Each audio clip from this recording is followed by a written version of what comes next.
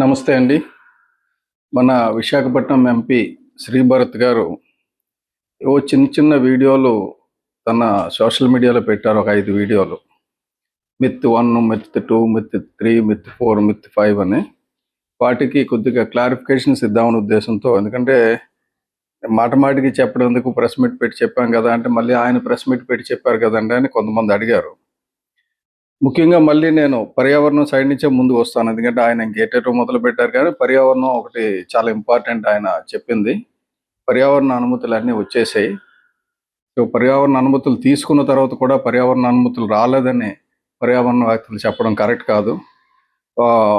April 18న ఒక పర్యావరణ అనుమతి వస్తే జూన్ 10వ తారీఖునే రెండో పర్యావరణ అనుమతి వచ్చిందని చెప్పారు.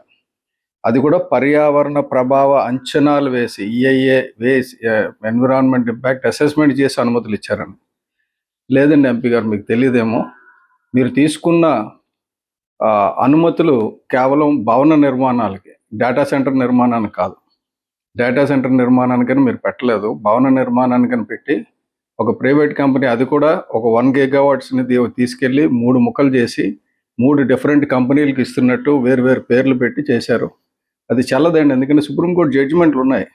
ఒక ప్రమోటరు ఒక ఇండస్ట్రీని 3 ముక్కలు చేసినా సరే ఎన్విరాన్మెంట్ ఇంపాక్ట్ అసెస్మెంట్ విషయానికి వస్తే 3 కలిపి చేయాలని. అదే ఒక ప్రాంతంలో 2-3 డిఫరెంట్ ప్రమోటర్స్ కూడా, వేరు ప్రమోటర్స్ కూడా వచ్చి ఇండస్ట్రీ పెట్టేటప్పుడు ఆ ఉమ్మడి 3 పరిశ్రమలు 4 పరిశ్రమల వల్ల ఆ ప్రాంతానికి వచ్చే నష్టం ఏంటి అనేది అంచనా వేయమని సుప్రీంకోర్టు తీర్పులు ఉన్నాయి. కాబట్టి మీరు చదవండి. మీకు ఎన్విరాన్మెంట్ క్లియరెన్స్ లేదు, డేటా సెంటర్కి ఎన్విరాన్మెంట్ క్లియరెన్స్ లేదు. ఇది బొలిశెట్టి సత్యనారాయణగా ఒక పర్యావరణవేత్తగా నేను చెప్పింది. అక్కడ డేటా సెంటర్ బిల్డింగ్లు కట్టుకోవడానికి కేవలం భవనాలకు మాత్రం పర్మిషన్ తీసుకున్నారు, డేటా సెంటర్లకు కాదు, ఆపరేషన్ కాదు. ఓకే, మీకు తెలియకపోతే తెలుసుకోండి. రెండోది, కొన్ని చెట్లు నరుకుతున్నాం, దానికి మేము లోకల్గా అనుమతులు తీసుకున్నామని. మీకు వాల్టా యాక్ట్ 2002 ప్రకారంగా అనుమతులు తీసుకున్నారా లేదా అనేది ఇంపార్టెంట్. ఇంకొకటి ఏమంటే, అత్త సొమ్ము అల్లుడు దారు వేసాడు అన్నట్టు సింహాచలం దేవస్థానం భూములు ప్రభుత్వం ఎలాగ ఇస్తుందండి? ప్రభుత్వానికి ఇవ్వమని ఆదేశాలు మన మంత్రులు, ముఖ్యమంత్రి గారు కానీ కేబినెట్ కానీ ఎలాగిస్తుందండి? నాకు వచ్చిన ఇన్ఫర్మేషన్ ఏంటంటే, హడావిడి చేసి ప్రెషరైజ్ చేసి ఏదోలా చేద్దాం అనుకుంటున్నారు, కానీ సుప్రీంకోర్టు సెటిల్ జడ్జిమెంట్స్ ఉన్నాయండి దీని మీద. దేవస్థానం భూములు రిలీజియస్ పర్పస్ కాకుండా వేరే పర్పస్కి అయితే కేవలం ఆక్షన్ మాత్రమే చెయ్యాలి. అవి ప్రభుత్వ భూములు కాదు దానాలు ధర్మాలు చేయడానికి.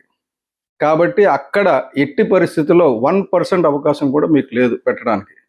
రెండోది, మీరే ఇంకొక వీడియోలో చెప్తున్నారు ఒక 300 మీటర్ల వరకు ఉండొచ్చు, అక్కడ తగ్గిపోద్ది తర్వాత అని. మరి 120 మీటర్ల ముడిసెల్లో ఒక 120 మీటర్ల దూరంలో ఎలా పెడతారండి? అది 300 మీటర్ల వరకు వేడి వస్తుందని మీరే చెప్తున్నారు కదా.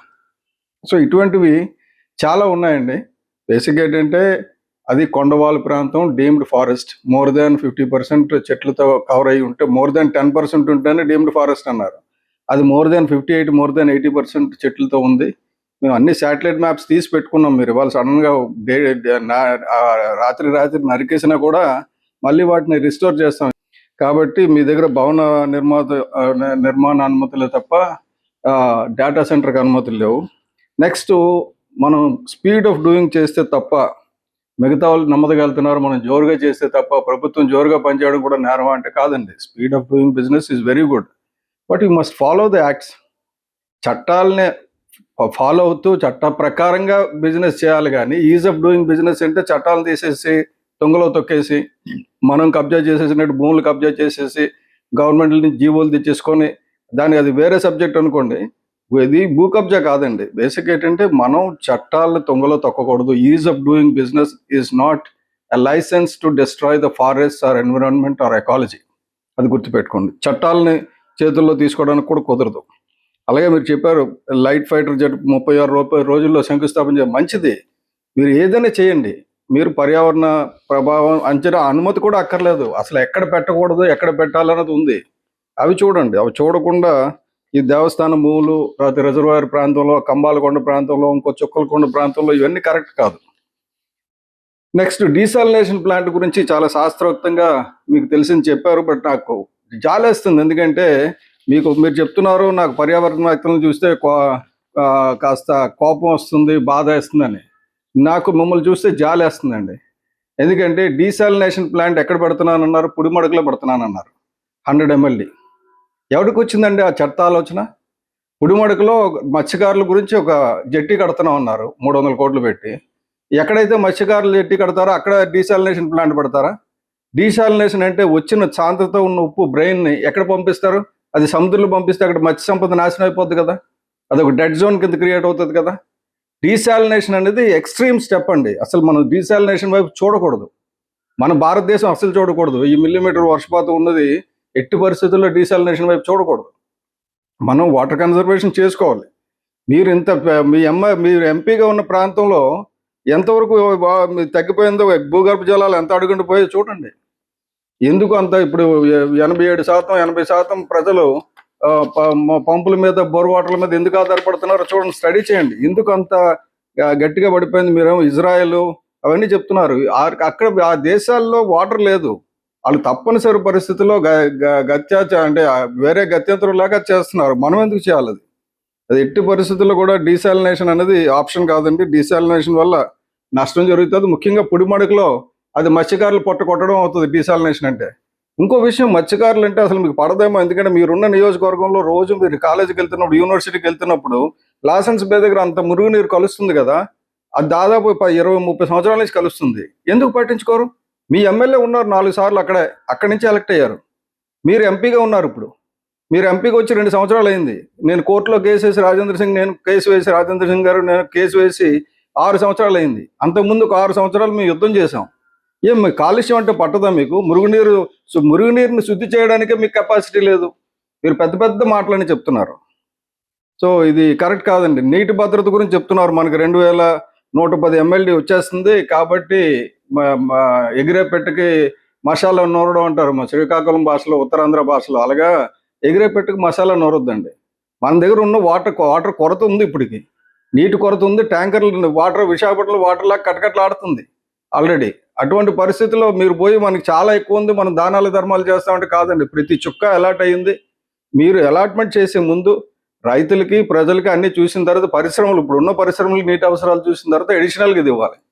డేటా సెంటర్ని ప్రపంచం అంతా వద్దంటుంటే మీరేమో తెచ్చి అసలు ఇది చాలా బ్రహ్మాండంగా ఉంది, వాళ్ళందరికీ తెలియదు, మనకు తెలుసు, వాళ్ళు పవర్ సప్లై సరిగ్గా చేసుకోలేదు, వాళ్ళు ఇచ్చేయలేదు, మనకు అంతా బాగుంది అంటున్నారు.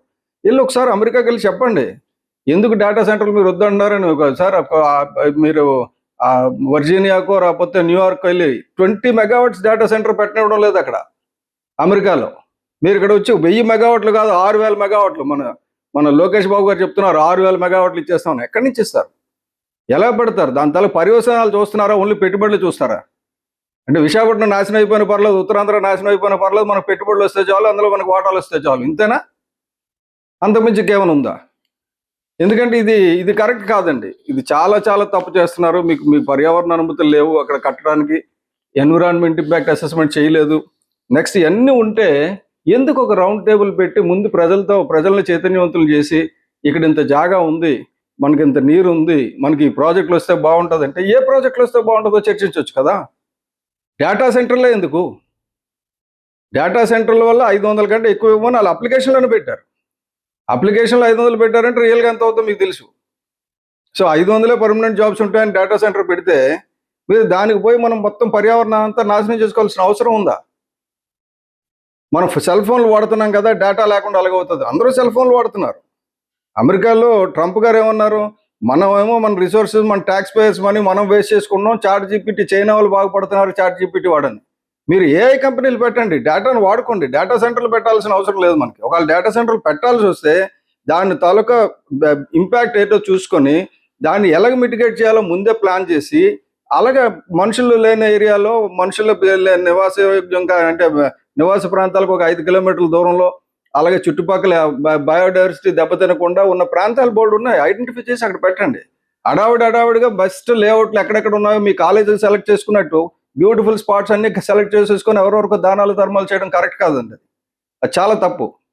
ఈ విషయంలో మాత్రం నేను పూర్తిగా విభేదిస్తున్నాను. మీరు చెప్పినవి అన్ని వాస్తవాలే, ఒక్కటంటే ఒకటి వాస్తవం లేదు.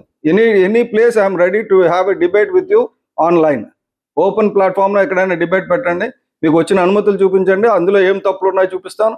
మీకు చెట్లు నరకడానికి మీకు ఎవరు అనుమతి ఇచ్చారో చెప్పండి, వాళ్ళకి ఎలాగ అర్హత లేదో చూపిస్తాం.